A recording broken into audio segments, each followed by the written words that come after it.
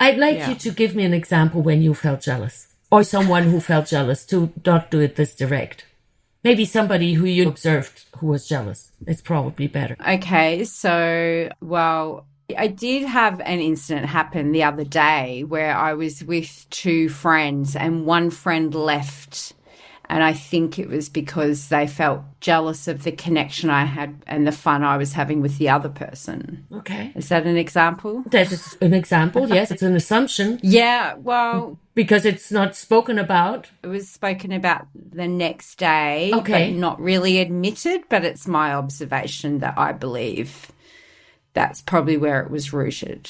Well, when that happens, I think it is also a good moment when we are in a group of people that we create an ambiance where everyone feels part of. Absolutely agree that this person left before that could even happen. It was quite abrupt and yeah, they had no interest in even trying to create that with us. So it was quite interesting when you stand back from it. Okay, so now I usually don't do that, but let's assume she was jealous or he was jealous. Now, let's put ourselves in their shoes for a moment. We cannot physically, but we can in our thinking, processing, in our thoughts, we can. So they observe two people having great fun, great conversation, and they feel left out. They took it personally. Yes, I think so.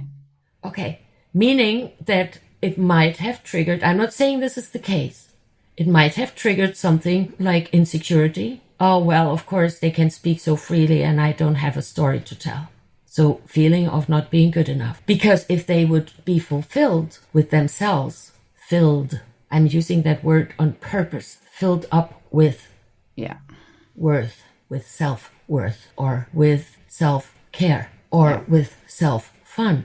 Because look, when you and I go to a theater where they're playing a great comedy, or really a great play that's just so humorous that people almost fall off the chairs because it's so funny, we expect us to be the observer. And Yes. then we are observing and we enjoy that observation. But the moment we are part of, then all of a sudden, well, so they do that, I want to do that too. So I choose not to be the observer. Now, your friend who was there and left abruptly, there is a possibility that they may have been in a moment of their lives, in their mind, in their emotional state, that, well, I want to participate and I don't want to be the observer. And they didn't speak up.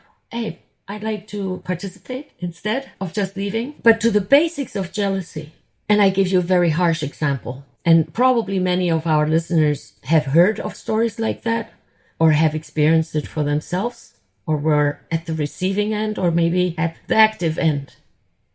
Betrayal in a relationship. Let's say in a relationship, monogamous, committed relationship, because that's how it started. Let's say. And one cheats with someone else. Then something happens within us that the intimacy that I was committed to only live with you and only enjoy with you and only have with you, you betrayed that and you gave it away. Therefore, it lost value. And I'm grieving you not appreciating that great value or the same value that it has to me. Yes. So you see, the jealousy itself is not the jealousy itself. There's so many different angles to it and aspects to it and ingredients to it. Yes. So under the Yes. jealousy then is even the hurt much stronger. But we don't want to admit that I'm so hurt that I become jealous. So it's an internal job. It's an inside job.